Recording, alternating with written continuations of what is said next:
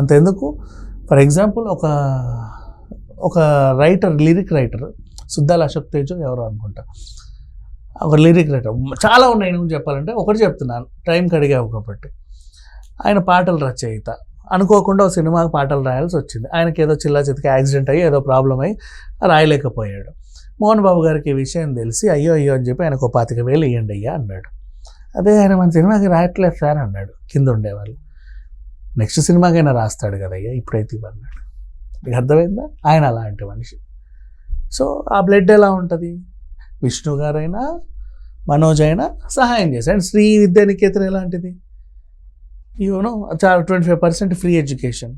So ఇట్లా సహాయం చేస్తాడు. కానీ ఇంట్లో వీళ్ళ ప్రాబ్లం ఏంటంటే ఇచ్చిన ముక్కలు పనికొచ్చేవి వీళ్ళకి ఇచ్చాడు, పనికిరాంది నాకు ఇచ్చాడు అనే ఫీలింగ్లో ఆయన ఉన్నాడు.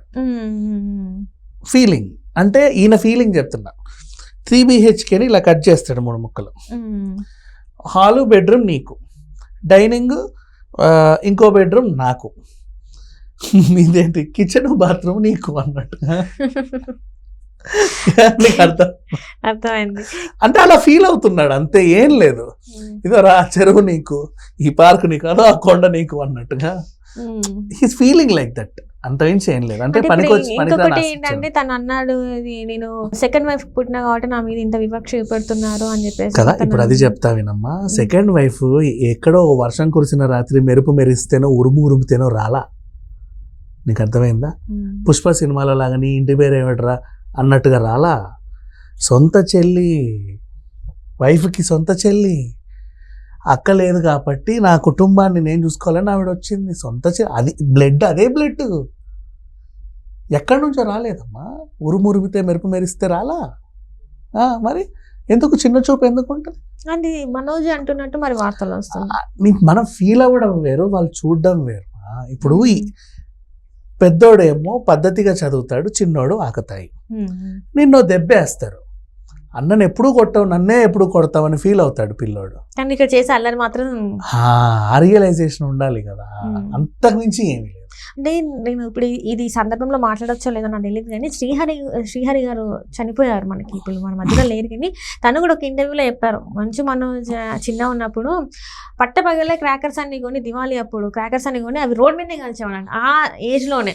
అంటే తుంట రేషాలు అవి చాలా ఎక్కువ ఉంటాయి అని చెప్పేసి తనే చెప్పడం జరిగింది. సో ఉన్నాయి బోల్డ్ అన్న ఎగ్జాంపుల్. ఇప్పుడు మంచు మనోజ్ గురించి ఎందుకులే కానీ నేను అప్పటి నుంచి సో వాట్ ఎవర్, ఈ చిన్న తమ్ముడు అయితే అలా ఫీల్ అయ్యేవాడు చిన్నప్పటి నుంచి. నా మీదే వివక్ష, వీడికి ఏం లేదు, వాడికేమో ఆ సైకిల్, నాకేమో ఈ సైకిల్, వాడికేమో ప్యాంటు, నాకేమో నిక్కర్. You understand? ఇట్లాంటి ఫీలింగ్స్ అందరి ఇళ్ళల్లో ఉంటాయి. ఓహో, మొదటి పెళ్ళాం కాబట్టి ప్యాంటు, రెండో పెళ్ళాం కాబట్టి నాకు నిక్కర్, మొదటి పెళ్ళాం కాబట్టి వాడికి అది, రెండో పెళ్ళాం కాబట్టి నాకు ఇది, మొదటి పెళ్ళాం కాబట్టి వాడికి ఓరియో, రెండో పెళ్ళాం కాబట్టి నాకు మ్యారీ.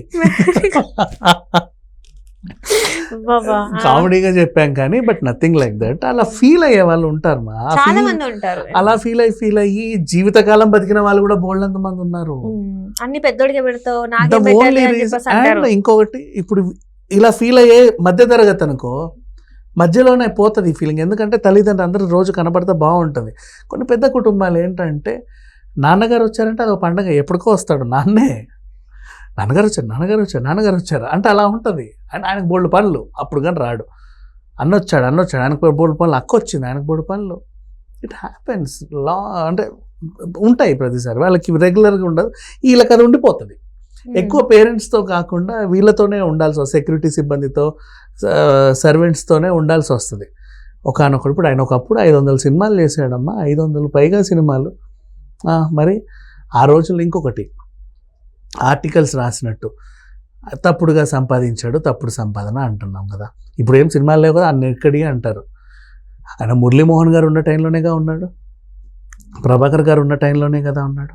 మరి ఆ టైంలో 500 సినిమాలు ఈయనగా చేశాడు, వాళ్ళందరూ చేయలేదుగా. ఆ టైంలో రాయుడు అనుకుంటా కదా 500 సినిమా, రాయుడు లేకపోతే రాయలసీమ రామచంద్ర రాయుడు అనుకుంటా. తర్వాత కూడా చేశాడు చాలా చేసినప్పటికీ. అంటే అది ఎప్పుడు వచ్చింది?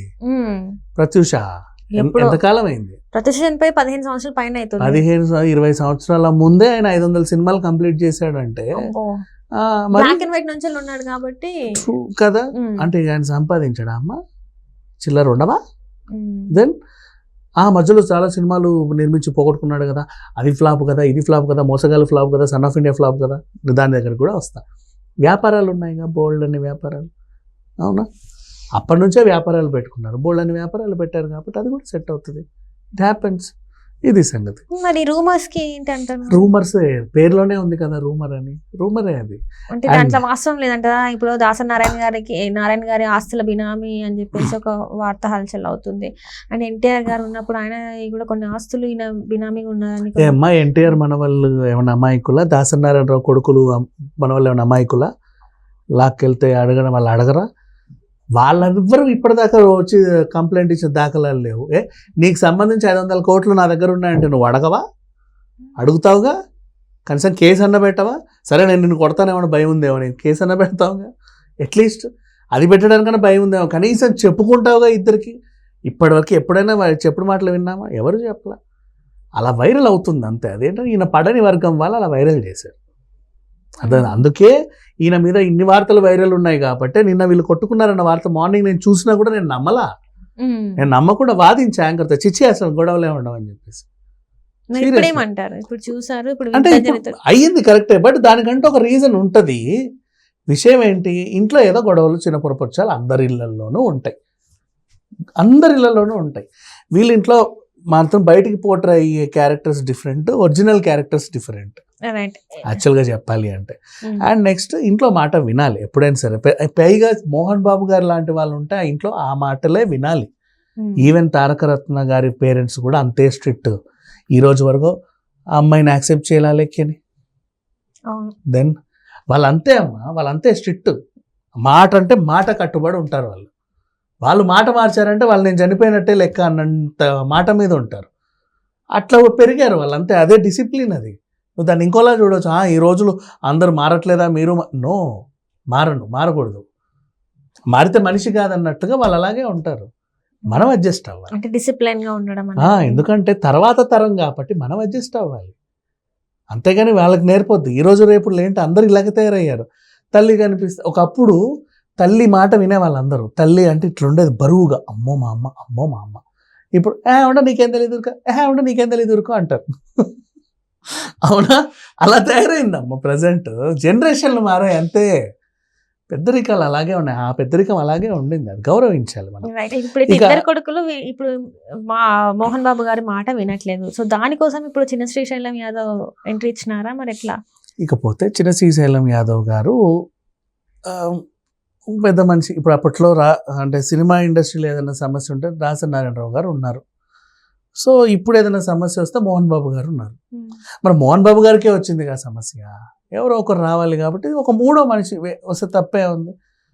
పిల్లల్ని ఇప్పుడు ఆయన మాట, ఇప్పుడు నా కొడుకు ఇద్దరు నా మాట వినట్లా, మా మావయ్యో లేకపోతే బావయ్యో ఇంకెవడన్నా ఫ్రెండో లేకపోతే ఇంకా ఎవరో వస్తే మాట వింటారు కదా. వినే ఆయన్ని పిలుచుకుంటే తప్పే ఉంది, అక్కడ సెటిల్ అవుద్ది కదా. అంటే ఇంటి పరువు రోడ్డుకి వెళ్ళడం ఎందుకనే కదా వీళ్ళు సెటిల్ చేసుకునేది. అండ్ నౌ మనోజ్ని కొట్టడం తప్పేనా? దీని గురించి మాట్లాడుకుంటే అంటే విషయం ఏంటంటే ఆళ్ళగడ్డ మొత్తం అట్టుడికిపోయిందంట. ఇంకో ఆర్టికల్, మా అల్లుడినే కొడతావా అని చెప్పేసి. అంటే సంక్రాంతి వస్తుంది, అల్లుడు ఇలా వస్తాడు అనుకుంటే ఇట్లా తిప్పి ఇట్లా అయిపోయాడు. దానికి వాళ్ళకి మండింది. అట్లా అని చెప్పేసి తీయండ్రా బండ్లు ఎత్తండ్రా కత్తి అని చెప్పేసి అక్కడి నుంచి తండోపతండాలుగా బండ్లు లారీలు అది ఇట్లా మోహన్ బాబు ఇంటి మీదకి వస్తున్నాయంట. ఈ ఆర్టికల్ ఎందుకు అవుతుందో తెలుసా? మోహన్ బాబు గారి ఇంటి ముందు సెక్యూరిటీ ఉంది, బౌన్సర్స్ ఉన్నారు. బౌన్సర్స్ ఉన్నారంట, అక్కడ నుంచి వాళ్ళు వస్తున్నందుకు. విషయం ఏంటంటే మొన్న దొంగతనం జరిగింది ఆ ఇంట్లో. ఈ రోజేమో ఇంటి మనిషిని ఎవరో కొట్టిన దాఖలాలు. ఇంట్లో ఏవేవో జరుగుతున్నాయి. మన ఇంట్లో ఏదైనా జరిగేసరికి అందరూ వస్తారు ఏంటి అని. జస్ట్ వాళ్ళ ప్రైవసీ వాళ్ళకు ఉండాలి కాబట్టి కంచుకోటలాగా బౌన్సర్స్ని పెట్టుకున్నారు. తప్పేముందమ్మా? తప్పేం లేదు. అండ్ నెక్స్ట్ ఇంకా అది ఎక్కడో ఊరవతలు ఉంది కాబట్టి. అండ్ ఇంకొకటి, ఆళ్ళగడ్డలో అంటే అన్నదమ్ములు కొట్లాడుకున్నారు కదా, మంచు మనోజ్ ఫ్యాన్స్ అందరూ కలిసి ఆళ్ళగడ్డలో కన్నప్పని బ్యాన్ చేస్తారంట. రాయలసీమలో కన్నప్ప బ్యాన్. రాయలసీమ అంటేనే మోహన్ బాబు, రాయలసీమ రామణ చౌదరి, వాళ్ళు ఎందుకు అలా ఉంటారు చెప్పు. But it happens. అట్లాంటి వార్తలన్నీ పుట్టిస్తున్నారు. విచిత్రమైన న్యూస్లు. పొద్దున్న లేసి మళ్ళీ ఇంకొక మీమ్, పెద్దరాయుడు మీద కార్టూన్, ఇది నాకు నచ్చింది, బాగానే ఉంది. పెద్దరాయుడు అంటే చాలామంది స్పూఫుల్ చేశారు, భార్య అంటే ఇప్పుడు కొబ్బరి మట్ట కూడా అలాగే వచ్చింది కదా. ఒక మేం రాశాడు ఒకడు, మనోజ్ మొహం విష్ణు మొహం, ఆస్తి నాది కాదు నాది అంటే మీరెవరిది కాదు నాది అని మంచులక్ష్మి వస్తుంది అన్నమాట. ఈయన పెద్దరాయుడు ఇలా ఉంటాడు. అలా ఒక మీము నచ్చింది నాకు, ఒక ఫసక్ అనేలాగా. ఇప్పుడు ట్రోలర్స్ని విష్ణు ఎలాంటి అంటే, ట్రోలర్స్ అందరినీ పిలుచుకొని వాళ్ళ మీదే ట్రోల్ చేసేవాళ్ళు, వాళ్ళందరినీ పిలుచుకొని మీటింగ్ పెట్టి బాగా మాట్లాడుకున్నాడు. అట్లా అంటే నువ్వు మంచిగా చెప్తే మంచిగానే తీసుకుంటారు వాళ్ళు కూడా. ఇప్పుడు ఇది కూడా సరదాగానే ఉందిగా, నాకైతే బాగా నచ్చింది, ఇది బాగుంది. పెద్దరాయుడు మీద కార్టూన్లు గీటలు బోల్డ్ అని వచ్చాయి, ఇది ఒకటి అలాగా. సో ఇన్ని రకాలుగా వీళ్ళ మీద విమర్శలు ఇట్లాంటివన్నీ అవుతున్నాయి. అండ్ మళ్ళీ అమ్మో అసలు విషయం, విష్ణు కిడ్నాప్ అంట. అదేంటంటే భూమా అఖిలప్రియ అప్పుడు ఎప్పుడో చిన్న ఆస్తి గొడవలు వస్తే హఫీజ్పేట్ అది గట్టు పంచాయితీ, దానికోసం ప్రాపర్టీ కోసం ఎవరినో కిడ్నాప్ చేసింది, వాళ్ళ భర్త అయినా వాళ్ళ తమ్ముడు కలిసి ఒక కేసు ఉంది. ఎవడి కోసం ఏదో ఇక్కడ సమస్య వస్తేనే ఇట్లా కిడ్నాప్ చేశారు. సొంత అల్లుడిని ఎవడో కొట్టాడని తెలిస్తే అది కూడా మంచు విష్ణుని చేయించని చెప్తే ఏంటి వెంటనే మంచు విష్ణుని కిడ్నాప్ చేసి, పైగా ఆస్తి కోసం అంటే ఖచ్చితంగా కిడ్నాప్ చేసి ఆస్తి ఇస్తేనే మంచు విష్ణుని వెనక్కిస్తాం అంటదని ఒక ఆర్టికల్ చూడు. అసలు ఇక్కడ నాకు ఇదంతా విన్న తర్వాత నాకు ఒక డౌట్ ఉంది, ఏంటంటే అసలు వీళ్ళిద్దరి మధ్య నిజంగానే ఆస్తి తగాదాలు వచ్చినాయా, లేకపోతే ఇది కూడా ఈ ఆస్తి తగాదా అనేది కూడా లేదు, ఏ న్యూస్ లేక ఇది న్యూస్ ని ఒక న్యూస్ కంటెంట్ లేక యూజ్ చేస్తున్నారా, ఏంది అసలు? ఏమీ లేదమ్మా, వాళ్ళ ఇంట్లో జరిగిన ఒక పంచాయతీ. ఫస్ట్ ఆఫ్ ఆల్ అసలు మనం మాట్లాడొద్దు, మనమే కాదు ఎవరు మాట్లాడు, ఒక ఇంటి సమస్య అది, నీకెందుకు నాకెందుకు. వాళ్ళ సినిమా గురించి నీకేమైనా సమస్య, ఆ షూటింగ్ సెట్లో ఎవడన్నా చచ్చిపోయాడు, ఇంకేదో అయ్యింది, లైట్ పడి ఒక మనిషి కాలు ఇరిగింది, ఇలాంటివి ఉంటే మనం మాట్లాడదాం, ఏమయ్యా ఇది తప్పు. ఇప్పుడు నిన్న పుష్ప సంధ్య థియేటర్ దగ్గర ఏదో అయిందంటే నలుగురు మాట్లాడుకోవట్లా, ఇట్లాంటి ఘటనలు ఉంటే మాట్లాడుకోండి.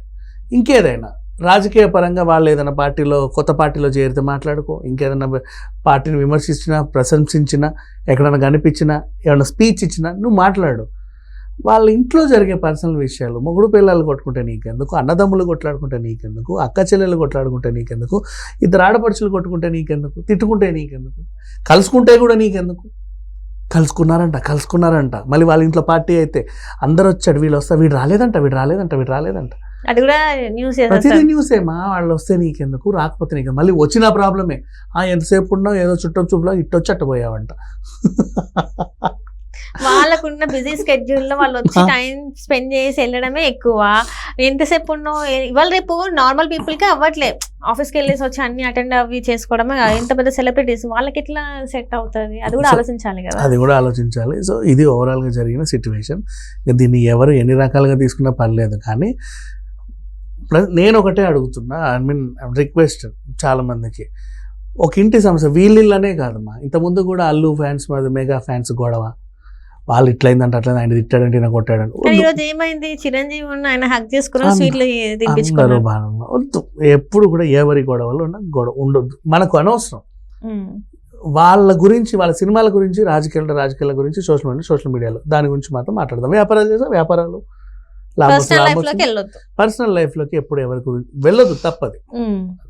రైట్. సో మొత్తానికి అయితే మరి ఈ స్టోరీ ఎక్కడ ఎండ్ అవుతుందో, దీనికి శుభం కార్డ్ ఎక్కడ పడుతుందో అని నేను కూడా ఎదురు చూస్తున్నాను. థ్యాంక్ యూ సో మచ్ అండి. Thank you so much.